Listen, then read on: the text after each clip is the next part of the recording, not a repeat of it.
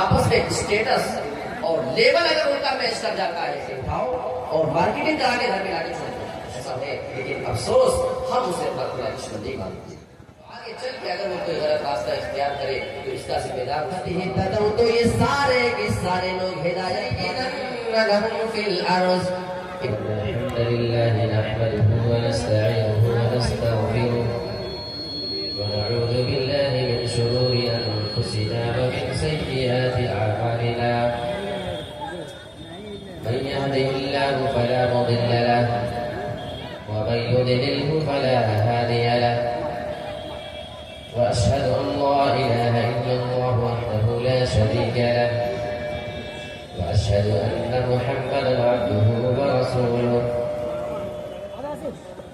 يا أيها الذين آمنوا اتقوا الله حق تقاته ولا تموتن إلا وأنتم مسلمون.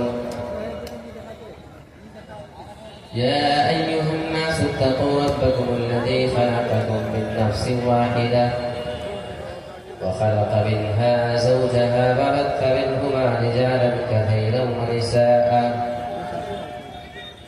واتقوا الله الذي تساءلون به والأرحام إن الله كان عليكم رقيبا. يا أيها الذين آمنوا اتقوا الله وقولوا قولا سديدا يصلح لكم أعمالكم ويغفر لكم ذنوبكم، ومن يطع الله ورسوله فقد فاز فوزا عظيما.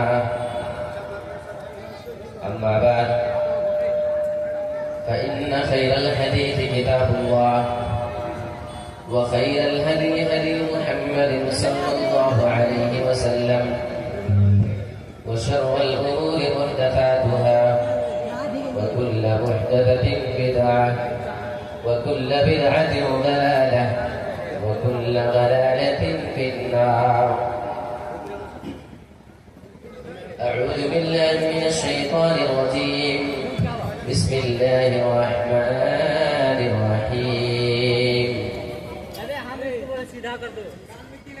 إن الذين كفروا وماتوا وهم كفار فلن يقبل من أحدهم ملء الأرض ذهبا ولن افتدى به. محترم و محترم صدر مجلس، ہمارے دوست اور جامعہ سلفیہ میں ہمارے جونیئر ساتھی اس جلسے کے نظامت فرمان ہے عبدالسمیع سلفی حفظہ اللہ، اسٹیج پر تشریف فرما نہایت ہی محترم اور موقر علماء کرام کی محترم ٹیم،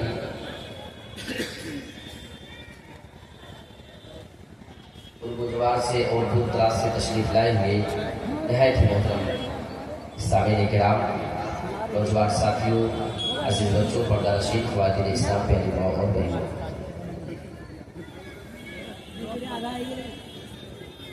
کیونکہ میرے پاس وقت بہت ہی مختصر ہے اور ابھی پروگرام کی ترتیب کافی لمبی ہے،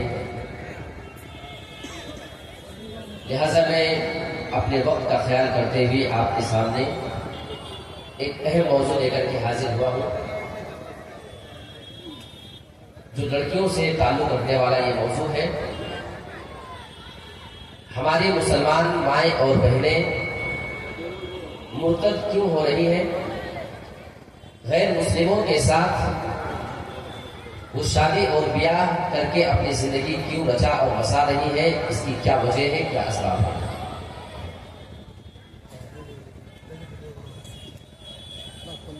میں آپ کو ایک رپورٹ بتاؤں اور اس رپورٹ کے ذریعے ہر آدمی کو یہ بات میں بتانا چاہوں گا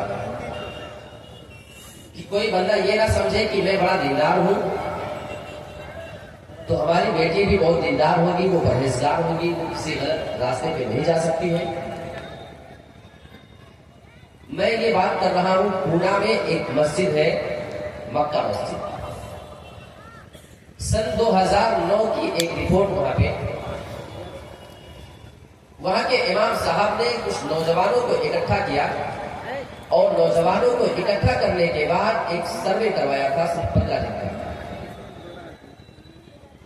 سروے اس بات پر تھا کہ کیا کچھ مسلم لڑکیاں بھی غیر مسلم لڑکوں کے ساتھ تعلقات رکھتی ہیں، ان کے ساتھ اٹھنا بیٹھنا ہے، ان کے ساتھ معاملات ہوتے ہیں یا نہیں ہوتے ہیں. سروے صرف اسی بات پہ وہ بھی صرف 15 دن کے. نوجوانوں نے باقاعدہ پارکوں میں، تفریح گاہوں میں، جہاں گھومنے ٹہلنے کی جگہ تھی وہاں پہ گئے اور فوٹوز وغیرہ نکالا اور لا کر کے کمیٹی کے سامنے رکھا اور تمام لوگوں کو احساس دلانے کے لیے وہ سارے فوٹو جمعہ کی نماز کے بعد لوگوں میں تقسیم کر دیا گیا تاکہ لوگوں کی غلط فہمی دور ہو جائے. آپ کو تعجب ہوگا، صرف 15 دن کے اندر 250 مسلمان لڑکیاں ایسی تھی جو غیر مسلم لڑکوں کے ساتھ اٹھا بیٹھا کرتی تھی، ان کے ساتھ وہ پارکوں میں گھوم رہی ہے، ہوٹلوں میں ان کے ساتھ جا رہی ہے، ان کے ساتھ وہ تفریح گاہوں کا زینت بن رہی تھی. لوگ تصویر دیکھ رہے یہ تو فلاں نمازی آدمی کی لڑکی ہے، ارے یہ تو فلاں حاجی صاحب کی بھی لڑکی ہے، اس کا بھی یہی معاملہ ہے. تو کسی آدمی کا اپنے آپ میں نیک ہونا، اس کو یہ مطمئن نہیں ہونا چاہیے کہ ہماری لڑکی بھی سیف ہے، ہماری لڑکی بھی محفوظ ہے اور وہ بھی دیندار ہی ہوگی. آپ کو اگر لڑکیوں کو دیندار بنانا ہے، آپ ان پہ نظر رکھیں، آپ ان کی باریکیوں پہ غور کریں. تو ہماری یہ مسلمان لڑکیاں آج مرتد کیوں ہو رہی ہیں، اس کے بارے میں آپ کو چند اسباب مختصر بتاؤں گا. سب سے پہلی وجہ یہ ہے کہ اسلامی تعلیم کی کمی ہے. بچپن سے تعلیم کا مزاج دین کا ہوتا نہیں. ہماری لڑکی تھوڑا سا بڑی ہوئی، ہم اس کو اسکول کالج کی جانب تو داخل کر دینا مناسب سمجھتے ہیں، لیکن دین کی تعلیم مکتب میں بھی دلانا ہمیں پسند نہیں آتا. آگے چل کے اگر وہ لڑکی دین نہیں جانتی ہے، اسلام کی اہمیت اس کو نہیں معلوم کہ ہمارے ایمان کی ویلو کیا ہے، اور اگر اسے اپنے ایمان کی ویلو نہ معلوم ہے تو آگے چل کے اگر وہ کوئی غلط راستہ اختیار کرے تو اس کا ذمہ دار اس کے ماں باپ ہوں گے. آئیے سورہ آل عمران آیت نمبر 19 پر اٹھا کر دیکھتے ہیں. اللہ رب العالمین نے یہاں ایمان کی ویلو بتائی ہے. ان الذین کفروا وماتوا وهم کفار، بے شک جن لوگوں نے کفر کیا اور کفر کی حالت میں ان کا انتقال ہو گیا، وہ کافر ہو کر کے مر گئے، فَلَن يُقْبَلَ مِنْ أَحَدِهِمْ مِلْءُ الْأَرْضِ ذَهَبًا وَلَوِ افْتَدَىٰ بِهِ. اللہ رب العالمین بیان فرماتا ہے اگر کوئی کفر کی حالت میں انتقال کر جائے، فَلَن يُقْبَلَ مِنْ أَحَدِهِمْ مِلْءُ الْأَرْضِ ذَهَبًا، تو ان میں سے کسی کی جانب سے پوری زمین کے برابر سونا بھی قبول نہیں کیا جائے گا اگر وہ سونا اللہ کے راستے میں دینا چاہیں. یہ ایمان کی ویلو ہے. ایمان کتنا قیمتی ہے، کوئی سوال کرے اس آیت کی روشنی میں ہمارا جواب ہوگا پوری دنیا کے سونے ہیرے جواہرات ایک طرف لا کر کے رکھ دیے جائے اور ہمارا ایمان ایک طرف ہو. اللہ کی قسم ان تمام سونے چاندی ہیرے جواہرات سے زیادہ قیمتی ہمارا ایمان ہے. اللہ رب العالمین نے قرآن مجید کے اندر ہمیں یہی بات بتائی. کاش ہم نے اپنی لڑکیوں کو یہ تعلیم بچپن سے دی. اور دوسری وجہ مخلوط تعلیم، مکس ایجوکیشن سسٹم. آج ابلیس نے اس معاملے کو، شیطان نے اس معاملے کو ہمارے لیے کتنا زیادہ مزین کر دیا ہے کہ ہماری لڑکی ایک کلاس میں ایک بینچ پر لڑکے کے ساتھ بیٹھ کر تعلیم حاصل کرے، ہمیں کوئی اعتراض نہیں. وہ لڑکا مسلم بھی ہو سکتا ہے، وہ لڑکا غیر مسلم بھی ہو سکتا ہے، لیکن ہماری غیرت آج تک نہیں جانتی. آئیے قرآن مجید کی ایک آیت دیکھیں، کتنی پیاری بات ہے. سورۃ الحجر آپ اٹھائیں، آیت نمبر 36، 37، 38، 39، 40، 5 آیتیں اللہ رب العالمین نے ہمیں اس بات کو قرآن مجید کے اندر بتایا ہے. ابلیس کی بات اللہ کر رہا ہے. قال رب فانظرنی الی یوم یبعثون. ابلیس اللہ رب العالمین سے کہتا ہے اے میرے رب تو مجھے مہلت دے دے تو مجھے قیامت تک کے لیے مہلت دے دے. قال فإنك من المنذرين. جب ابلیس نے اللہ رب العالمین سے مہلت مانگی، ابلیس کہتا ہے کہ جا میں نے تجھے مہلت دے دیا ہے الی یوم الوقت المعلوم، میں تجھے قیامت تک کے لیے مہلت دے رہا ہوں. ابلیس نے مہلت مانگی، اس کو مہلت اللہ نے دی. اب آگے کے الفاظ غور سے سنیں، اور اگر آپ کے اندر ایمان کا ذرہ برابر بھی کوئی چیز موجود ہے، ایمان نام کی کوئی چیز، تو آج کے بعد سے اس آیت کو ذرا غور سے سنیں اور اس پر عمل کرنے کی کوشش کریں. قال رب بما اغويتني لأزينن لهم في الارض. ابلیس کہتا ہے اے میرے رب تو نے مجھے گمراہ کر دیا، تو نے مجھے گمراہ کر دیا ہے. میں جو جنت سے نکالا جا رہا ہوں، میں جو ہمیشہ کے لیے جہنمی ہو گیا ہوں، اس کا ذمہ دار تو ہے. تو نے مجھے گمراہ کر دیا ہے. میرے پیارے مسلمان بھائیو، آپ ذرا اندازہ لگاؤ، ابلیس ہمارے رب کے سامنے اتنی زیادہ خطرناک بات کر رہا ہے، ہمارے رب پہ وہ الزام لگا رہا ہے کہ تو نے مجھے گمراہ کر دیا ہے. ہمارے رب پہ الزام لگانے والے اس مردود کے اوپر ہمیں اس سے عداوت ہونی چاہیے، ہمیں اس سے دشمنی ہونی چاہیے. قرآن میں اللہ نے تو کہہ دیا ہے وہ تمہارا کھلا دشمن ہے، لیکن افسوس ہم اسے اپنا کھلا دشمن نہیں مانتے. آگے اس کے الفاظ دیکھو، لَأُزَيِّنَنَّ لَهُمْ فِي الْأَرْضِ.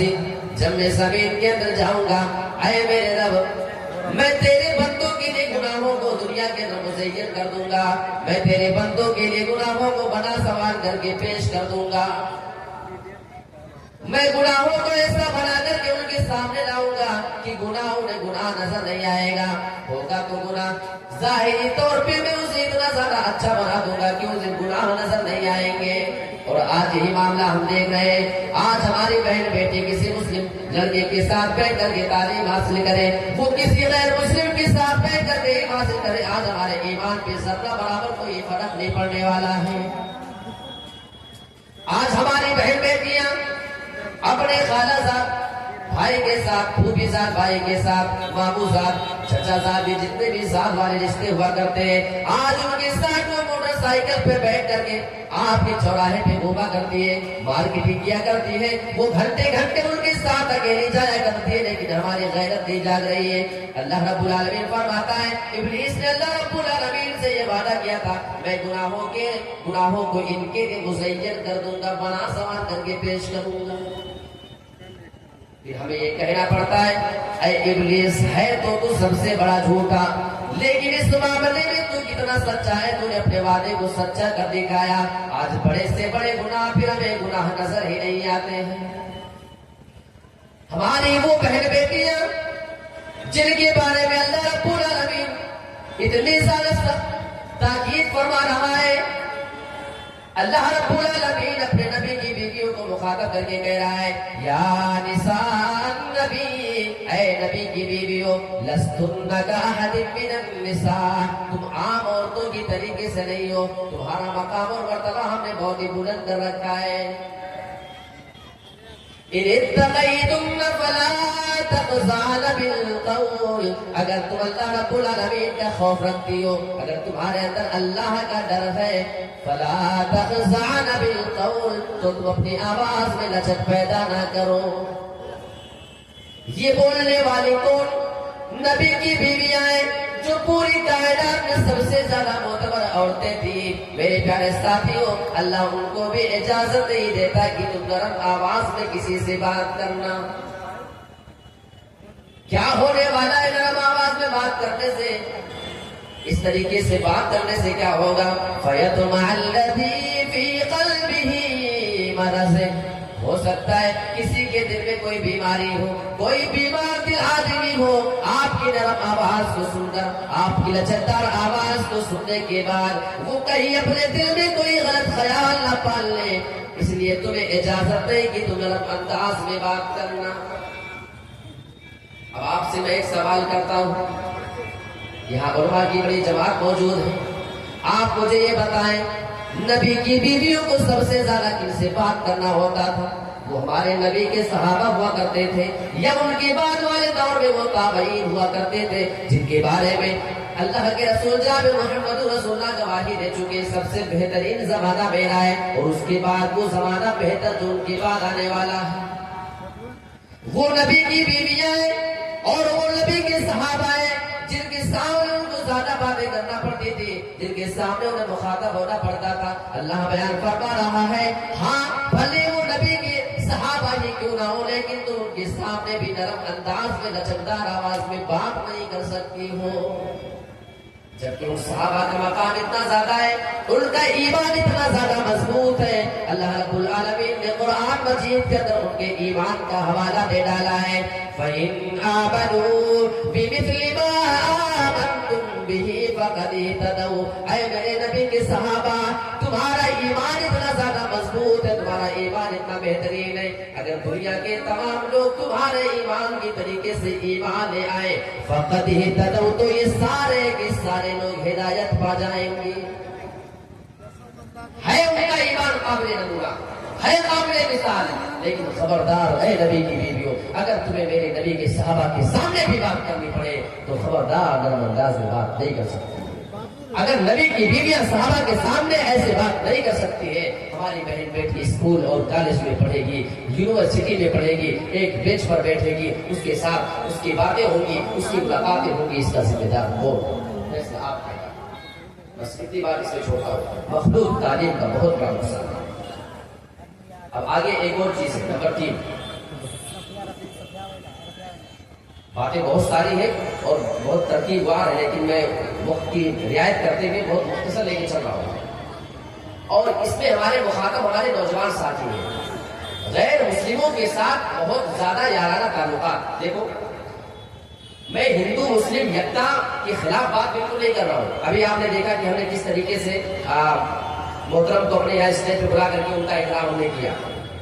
یہ محبت ہے، یہ رہے گی، ہمیشہ رہے گی، میں اس کا انکار نہیں کر رہا ہوں، لیکن میں جو کہنا چاہ رہا ہوں کہ دوسری بات ہے، بہت سے نوجوان لڑکے ایسے ہوتے ہیں جو کسی غیر مسلم سے محبت ان کی ہوتی ہے، دوستی ہوتی ہے، اور اتنی زیادہ گہری دوستی ہوتی ہے کہ ان کا ان کے گھروں میں آنا جانا ہوتا ہے، ان کے بہن بیٹیوں کے ساتھ اٹھنا بیٹھنا ہوتا ہے۔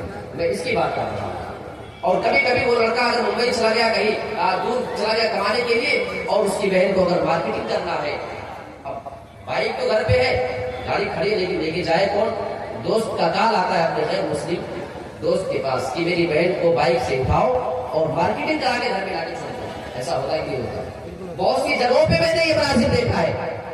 آپ کتنا کام کرو، آگے کا کام شیطان کرنے کے لیے کافی ہے۔ شیطان وعدہ کر چکا ہے، تو اسے موقع دو، آگے کے کام وہ کر دیتا ہے، اور دھیرے دھیرے اس طریقے سے لوگوں کے درمیان، اور ہماری جو مائیں بہن بیٹیاں جوان خاص طور پہ ہوتی ہے، وہ ارتداد کے راستے میں چلی جاتی ہے اور مرتد ہونے کا راستہ اختیار کر لیتی ہے کسی کے عشق میں اور محبت میں پڑنے۔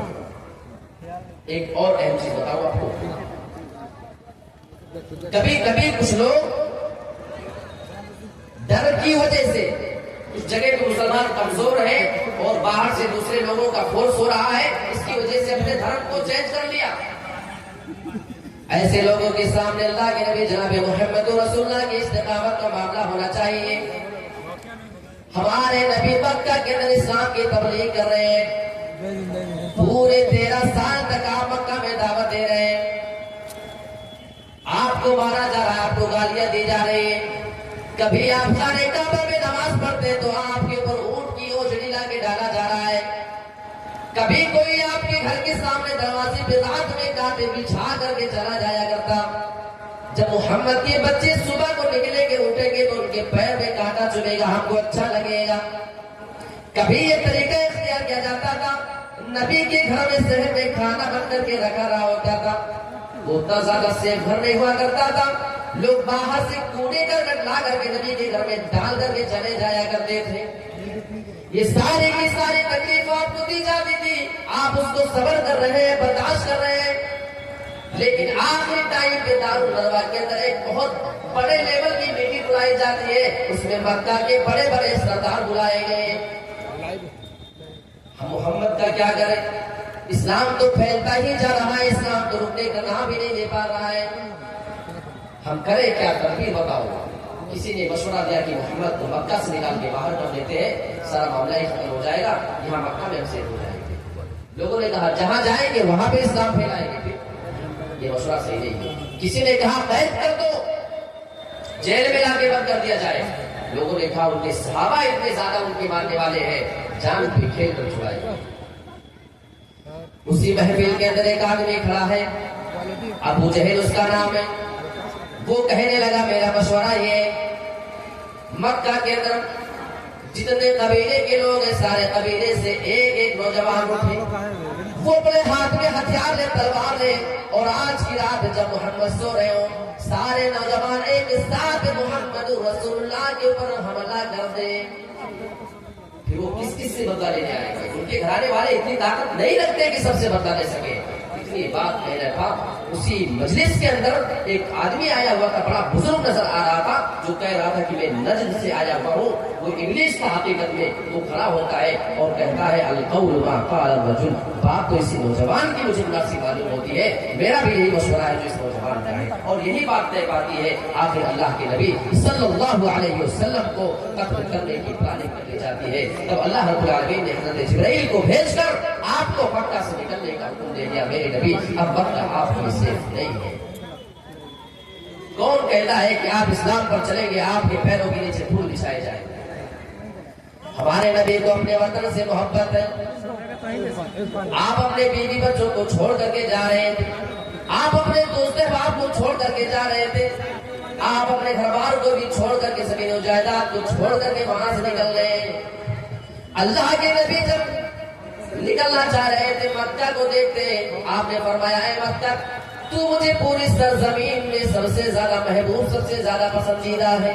اگر آج یہ تیرے باشندے مجھے مجبور نہیں کر دیتے تو میں تجھے کبھی چھوڑ کر کے نہیں جاتا. تو مصیبت آنے پہ ہجرت کرنا ہے, اسلام سے اپنے آپ کو نہیں کرنا ہے. تو یہ ایک مجھے ایک اہم چیز بتا کے اپنی بات کو ختم کرتا ہوں. یہ لاسٹ پوائنٹ ہے ہماری نوجوان لڑکیوں کے لیے. آپ دیکھیں بسا اوقات یہ کسی ایکٹر کی فین ہے, کسی فلاں ایکٹریس کی یہ فین ہوتی ہے, فلمیں دیکھ رہی ہے. کبھی کبھی فلم کے اندر ایک کردار دکھایا جاتا ہے, لڑکی مسلم ہے, غیر مسلم لڑکے سے محبت کرتی ہے, لیکن گھر والے شادی ہونے دینا نہیں چاہ رہے کیونکہ دھرم دوسرا ہے. اب وہ اسٹوری 2 گھنٹے کی ایسی بنائی جاتی ہے کہ یہ لڑکی اسٹوری دیکھ دیکھ کر کے بیچاری سیریس ہو رہی ہے. لڑکی کی آنکھوں میں آنسو ہے, کیوں؟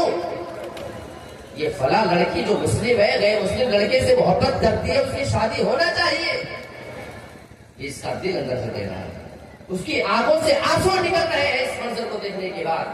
دل سے وہ مانتی ہے کہ دھرم بیچ میں آڑے نہیں آ سکتا ہے, اس کا دل بول رہا ہے.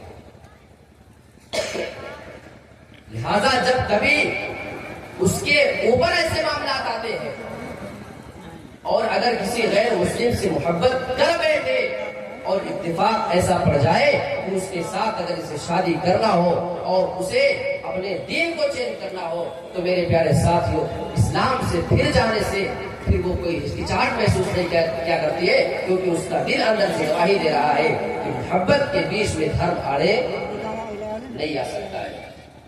اچھا یہ جن کو فالو کر رہی ہے نا, جن ایکٹر اور ایکٹریس کی یہ فین ہوتی ہے, ان کی ریئل لائف آپ اٹھا کر دیکھ لیں. ان کی ریئل لائف میں یہی سب ہو رہا ہے. ان کے یہاں شادیوں میں نہ لڑکے کا مسلم غیر مسلم ہونا دیکھا جاتا ہے, نہ لڑکی کا مسلم غیر مسلم, یہودی, عیسائی, نصرانی, کسی چیز کا لحاظ نہیں کیا جاتا ہے. بس آپس میں محبت ہو جائے, آپس میں اسٹیٹس اور لیول اگر ان کا میچ کر جاتا ہے تو ان کے درمیان شادیاں ہو جایا کرتی ہیں. میرے پیارے ساتھیوں, یہ میں نے آپ کے سامنے بہت ہی مختصر انداز میں وقت کی رعایت کرتے ہوئے, کیونکہ ابھی شاید نکاح کا معاملہ پیش آنا ہے اور اس کے بعد پھر چندے کا معاملہ ہے. آپ تمام حضرات سے گزارش کی جاتی ہے کہ جس طریقے سے اتنے جذبے کے ساتھ آپ یہاں بیٹھے ہوئے ہیں, آپ اس مدرسے کے لیے جو عظیم الشان ادارہ آپ کے علاقے کا ہے اور برسوں سے اپنی خدمات انجام دے رہا ہے اور کئی ایسے لوگوں کو اسلام کی تعلیم دے کر کے یہ رخصت کر چکا ہے, آپ اس ادارے کا تعاون کریں گے. ادارہ اس بات کا مستحق ہے. آپ تمام حضرات کے تعاون کا اللہ رب العالمین سے میں دعا کرتا ہوں کہ پروردگار عالم کہیں گئی تمام باتوں پہ تمام حضرات عمل کرنے کی توفیق عطا فرما. آمین. وآخر دعوانا الحمدللہ رب العالمین. والسلام علیکم ورحمۃ اللہ وبرکاتہ.